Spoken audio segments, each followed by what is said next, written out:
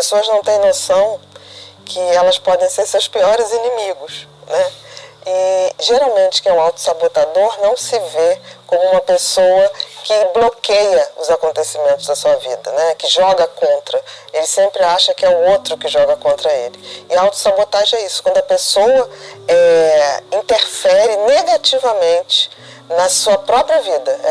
São aquelas pessoas que quando elas sonham com uma coisa, aí todo mundo se reúne, ajuda para que ele possa obter aquele objetivo. E aí quando está perto de conseguir, de começar a ir numa trilha para alcançar um determinado patamar, ele mesmo se autodestrói. É mais ou menos como uma bomba programada para estourar na hora que essa pessoa está atingindo aquilo que ele sonhou ou aquilo que ele achou que era o sonho. Um autossabotador sempre é uma pessoa que tem uma idade emocional muito aquém da sua idade real. É como se fosse uma pessoa que parou ali o desenvolvimento emocional na infância, na adolescência e que tem profunda dificuldade de admitir a entrada na vida adulta. Tanto medo de assumir a sua vida adulta, a sua independência, a sua liberdade, como lidar com as frustrações, como acionar a sua resiliência, porque a resiliência a gente só consegue acionar através do sofrimento, através dos desafios, que ele prefere sair fora do jogo. Então ele arruma uma desculpa que é ínfima, que não justifica, para ele sair dessa trilha do crescimento. É o medo de arriscar e o medo de assumir responsabilidades. Então, se eu tenho uma tarefa a fazer, na vida adulta, você tem que fazer. Ninguém vai fazer para você. Por exemplo, pagar suas contas, ir a um compromisso profissional ou ir a um compromisso social. Você não tem como mandar representante. Então, ele vai procrastinando aquilo, sempre esperando que alguém faça. E é interessante ver que os autossabotadores atraem pessoas que muito maternais, de espírito maternal, seja homem ou mulher, para acolher. E que acaba sendo muito ruim, porque sobrecarrega essa pessoa, a relação fica como mãe e filho, ou pai e filho, ou mãe e mãe, que assuma a vida adulta por você. O autossabotador é quase um filho que saiu de casa, quer sair de casa, mas ele quer continuar almoçando na casa da mãe, lavando a roupa na casa da mãe, que os pais paguem as suas contas de condomínio, de IPTU. É mais ou menos isso, é a dificuldade de se tornar um adulto, de se tornar uma pessoa inteira. Porque assim, liberdade tem um preço.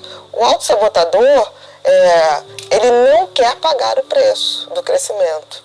Ele tem tanto medo, porque um autossabotador, no fundo, é uma pessoa muito medrosa. Ele tem tanto medo do crescimento que ele prefere desistir no meio do caminho.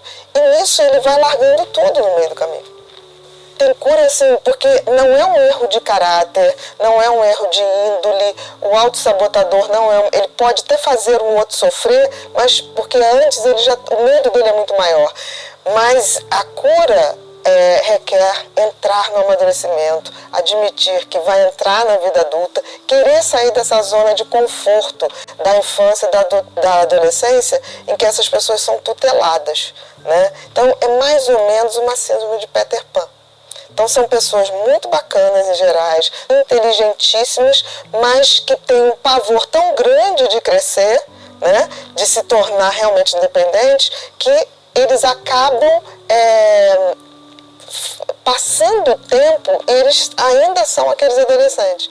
Então são amigos que durante um tempo a gente tem na mesma faixa etária e são muito divertidos, muito legais. Aí você deixa de ver 10 anos. Quando você encontra 10 anos, ele está na mesma situação de 10 anos atrás.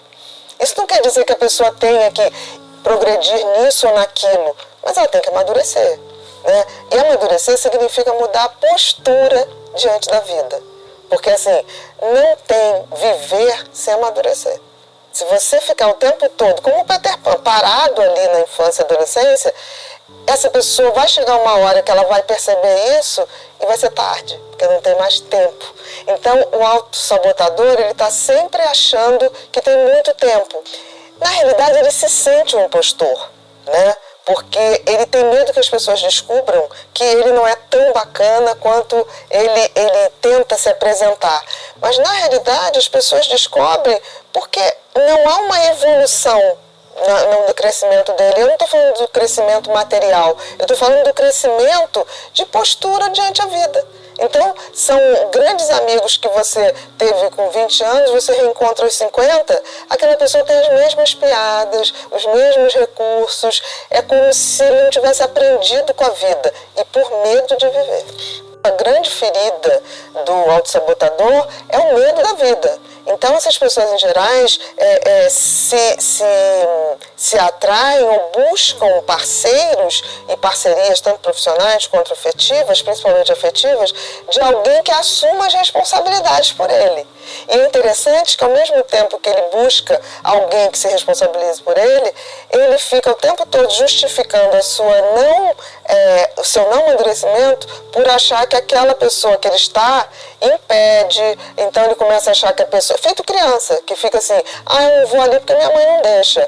Eu não faço isso porque minha mãe me boicota. Eu não faço isso. Então o autossabotador, ele tem muito esse discurso de que está tudo errado na vida dele por conta dos outros. E quando na realidade é por falta de coragem para enfrentar a vida. Porque amadurecer é chegar e dizer, não posso, não consigo. A sinceridade e aceitar que a gente tem limitações. E também tem coisas muito boas. Então ele acaba dando para o outro, entre aspas, o que ele acha que o outro quer, que não vai decepcionar, e aí de repente ele não dá mais conta daquilo e ele racha e some. E decepciona muito mais. O autossabotador, no fundo, é uma criança muito medrosa, panicada quase, se a gente fosse ver isso, é enfrentar o medo. Enfrentar o medo com recursos de amadurecimento. Então, assim, é óbvio que tem. Medo não é uma falha de caráter, de índole. O medo é um sentimento que a gente tem diante do novo, diante dos desafios. Então, eu diria o seguinte, para uma pessoa autossabotadora ou dependente, ela tem que realmente imaginar se todo mundo que hoje me auxilia ou que hoje eu sou dependente deixasse de existir, ele ia se virar. O instinto de sobrevivência do ser humano é maravilhoso. Eu acho que assim, não tem ninguém que não conheça uma pessoa que adora esse papel de vítima, né? Acho que no decorrer de hoje as pessoas vão falando assim, gente, é verdade, porque não tem como. Porque assim, o papel de vítima é um papel muito cômodo. Porque se eu sou vítima, eu não tenho a responsabilidade sobre nada. Eu sou vítima das circunstâncias, eu sou vítima das pessoas, eu não tenho nenhuma obrigação de mudar, eu não tenho nenhuma obrigação de transcender, então eu estou sempre numa zona de conforto. A zona de conforto maior de uma pessoa é ser vítima, porque ela não tem obrigação de nada, ela não tem que fazer nada, ela não tem que batalhar por nada, e ela justifica qualquer fracasso. E se ela quer chamar para si algum tipo de ativismo, é sempre o ativismo de tipo assim, ninguém tem a dor maior que eu, ninguém tem a doença maior que a minha, ninguém sofre tanto quanto eu. Então assim, querendo ou não, o papel de vítima é um papel extremamente confortável, sem desafio nenhum, agora sem crescimento nenhum, né? Porque a vítima é uma pessoa que ela não se move.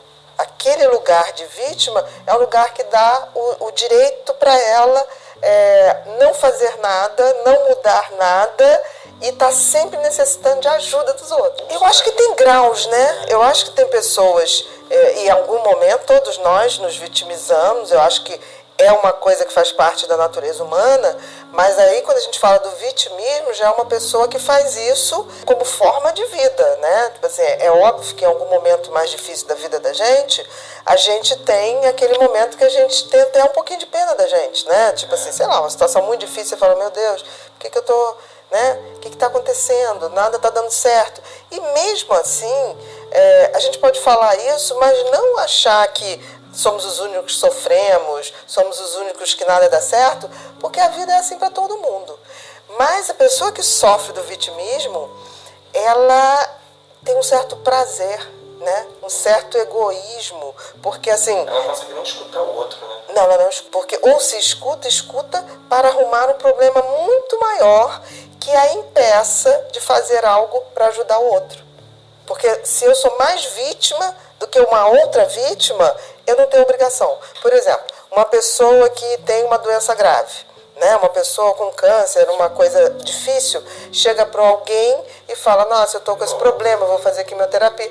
A pessoa que é vítima, que se faz de vítima, que tem esse vício do vitimismo... Ela não vai ter o câncer, mas ela vai inventar uma coisa... Ela vai dizer que, tipo assim, que ela também acha que está com câncer, entendeu? Mas o dela é muito pior, é limitador, ela não consegue...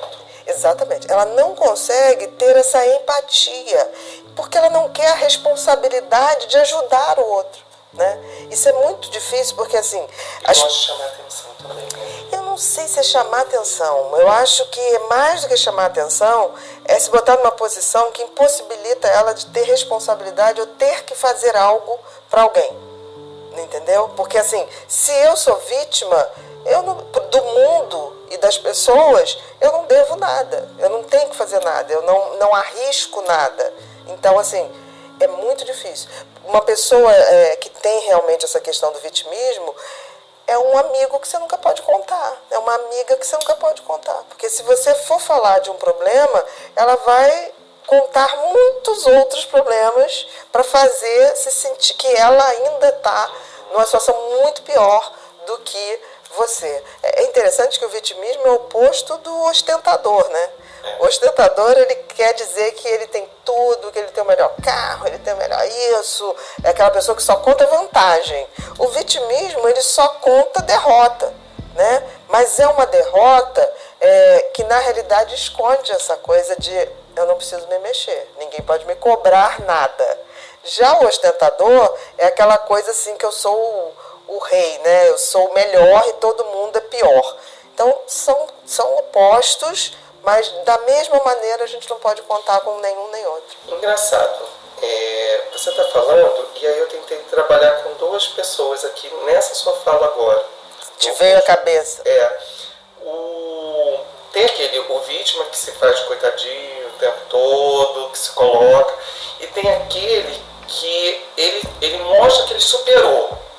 Poderia falar que ele é vítima, mas o tempo todo dele discurso que eu tô aqui bem agora, mas eu sofri o tempo todo, que traz uma história. Você vê que é uma pessoa que cresceu na vida, mas ele o tempo todo, você está conversando com ele, mas a minha vida teve isso também. Eu, graças a Deus, eu superei. Isso eu posso dizer que é um vitimismo também? Eu acho que é um vitimismo, mas é um vitimismo que esconde uma vaidade. Do tipo, comigo foi muito pior, eu enfrentei uma doença muito pior, eu passei fome mais do que você, eu tive menos recursos que você. É uma competição. Né? É uma competição. No fundo, é uma vaidade e não que a pessoa... esse vitimismo que a gente começou a falar, é um outro tipo. É um outro tipo de vitimismo. Aí é um vitimismo que leva para vaidade, no sentido assim, como se fosse uma competição de miséria. Eu costumo dizer que tem pessoas que gostam de competir em miséria. Tipo assim, revezamento de miséria. Quem sofre mais, quem se deu mais, quem perdeu mais.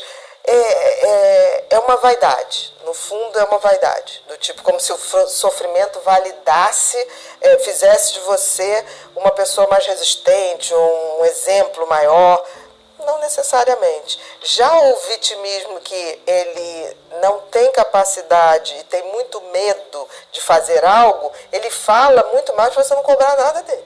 Tipo assim, nem me peça para te acompanhar numa quimioterapia, que eu não tenho condições, eu não tenho estrutura. Quer dizer, é aquela pessoa que não quer enfrentar as coisas que a gente vai ter que enfrentar, não tem jeito. É aquela pessoa que é tipo assim, não mexe em mim, me deixa aqui, porque eu não consigo, não quero e não tenho obrigação porque eu sofro demais. Mas eu acho que também esse tipo assim, o vitimismo mesmo, ele acaba sendo uma pessoa que eu acho que ele não tem essa percepção que ele é assim, né? Eu acho que ele realmente acredita na sua total impossibilidade e ele se fez uma questão de tipo assim, eu sou assim, não vou mudar e isso me conforta por eu não ter que ir à luta ou enfrentar coisas que a gente vai ter que enfrentar. Por exemplo, eu conheço gente que nunca foi ao enterro e coloca, não vou, não quero. Aí eu fico pensando que a morte é a única coisa certa da vida. É a única coisa. Tanto que a cultura oriental, a morte é um momento de celebração da vida daquela pessoa. A própria tradição americana também, o velório é uma festa, né? Que passa cenas. Eu acho a nossa cultura, como lidar com a morte no Brasil, horrível. Assim, não se fala para as crianças, diz que virou estrelinha, mas a criança não vai ao enterro. Quer dizer, eu acho ruim, porque todos nós vamos ter que enterrar alguém, todos nós vamos ter que cuidar de alguém, quando a gente falou de cuidar dos pais. E aí a pessoa vítima, que se faz vítima o tempo todo, como é que ela vai fazer nessa hora? Né?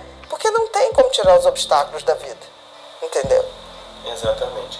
Eu tenho a certeza que vítima eu não gosto de ser. Eu não sei, porque é muito de personalidade. Nós dois temos uma personalidade muito dessa coisa de arrimo de família. Eu não estou criticando quem é ou quem não é. É que a minha personalidade não me permite ser. Eu sou aquela que eu quero buscar as soluções, eu quero ajudar, eu quero fazer. Em parte, eu acho que as nossas profissões também educaram a gente para isso, ou a gente escolheu por isso. Acho que a gente escolheu por isso. O que seria a culpa? A culpa é um sentimento que vem da percepção que você falhou com alguém, ou com você mesmo, ou que você imagine que o outro achou que você falhou. Então, assim, a culpa está sempre relacionada a algo do passado, porque é algo que você deixou de fazer ou fez e se arrependeu. Então, é um sentimento. Sentimento é sempre um pensamento que vem de uma emoção. Então, você tem a emoção de ter falhado. Então, você tem o sentimento de culpa. A gente tem que ver, porque, assim, tem gente que sente culpa de coisas reais, de ter feito uma coisa que se arrepende e sente culpa. Agora, tem gente que sente culpa daquilo que nem fez. Que são as pessoas que têm um pensamento, levam tão a sério o pensamento que esquece que pensamento não é ação. Eu posso me arrepender do que eu fiz, mas eu não posso me arrepender do que eu pensei. Senão a gente, por exemplo, eu seria uma criminosa se um dia eu pensasse, tipo assim, eu queria acabar com aquela pessoa. Você, no momento de raiva, pode ter um pensamento desse tipo em relação a alguém. Mas se você não fez, você não tem como sentir culpa. Então a gente tem que ter muito cuidado, por exemplo, que as pessoas ansiosas tendem a viver no futuro. Então a pessoa fica assim, não vai dar certo aquilo não vai acontecer. E muitas vezes essas pessoas são tomadas de sentimentos de culpa, mas do que não ocorreu, do que elas imaginam que possa acontecer. Não é real. E eu ia até, justamente quando você entrou, eu ia falar se a culpa vem antes da ansiedade ou a ansiedade vem antes da culpa. Igual aquele biscoitinho, ele é mais crocante antes, enfim. Né? A culpa vem antes da ansiedade? Olha, se for uma culpa legítima, baseada naquilo que você fez e se arrependeu, vem antes. E aí você pode ficar ansioso até em obter um perdão com alguém que você falhou. Isso é bem comum.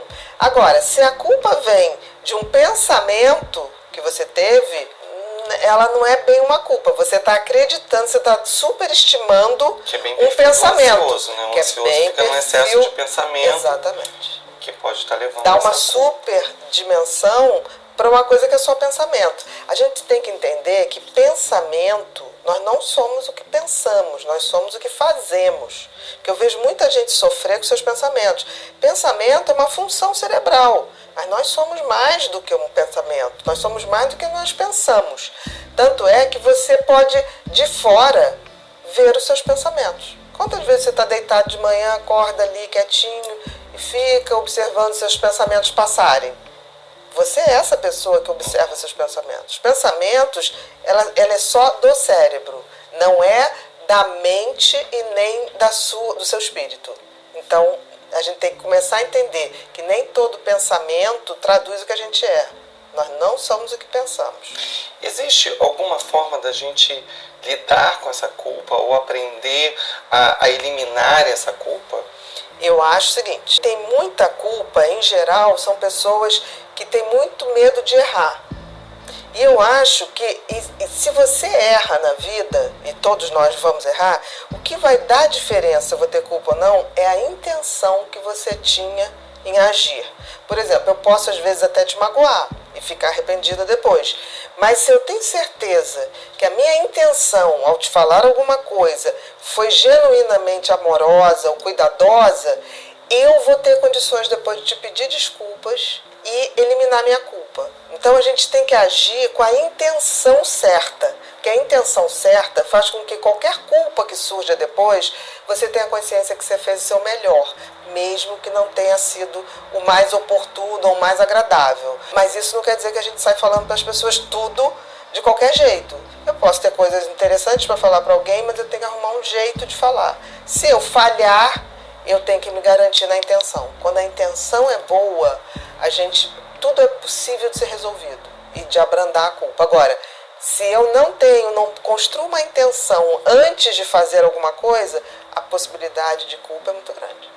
Outra coisa também eu acho que pode auxiliar bastante também é a questão das tríades da terapia cognitiva comportamental. Trabalhar essas distorções, porque pode, exatamente isso que você falou, esse tipo de pensamento e essa forma que você está levando para a culpa pode não ser. E às vezes com a ajuda de um terapeuta pode tratar isso daí, para você sair dessa... Porque na realidade, na terapia cognitiva, você vai refazer por que você tem esse sentimento de culpa. Você vai descobrir por que você faz quais aquilo. São as coisas que levaram ao sentimento. De repente você tem uma tendência a ser aquela pessoa que quer controlar tudo, quer resolver tudo de todo mundo, feitos arrimos de família, né? Aquelas pessoas que resolvem tudo. Então, de repente, você vai ter uma tendência a ter muito mais culpa, porque você acha realmente que você é responsável por todo mundo. Ninguém é responsável por ninguém. Em última instância, cada um tem a sua contabilidade com a vida, né? O que eu acho interessante quando a gente está sempre conversando, Bia, é que você sempre traz, dentro daquele tema, você faz a gente ter uma visão mais holística daquele olhar. Quando a gente falou de culpa, né, a gente começa num padrão. E aí você já está finalizando aí, trazendo que assim, essa culpa vem por trás de tantas outras coisas que às vezes você tem na sua vida também. Sim, até porque, por exemplo, a gente não pode esquecer que a gente tem, no mínimo, a tal das 3 dimensões, né? O corpo, a mente e o espírito. E eu costumo dizer o seguinte, se você não tiver o teu espírito ligado no sentido de você observar seus pensamentos, você não tem a tal da intenção, da intuição na hora de agir. Então não dá para desconectar as coisas. Nós somos seres, pelo menos, tridimensionais. E não lidar com isso, talvez seja a grande capotagem que a gente vem tendo durante todo esse tempo.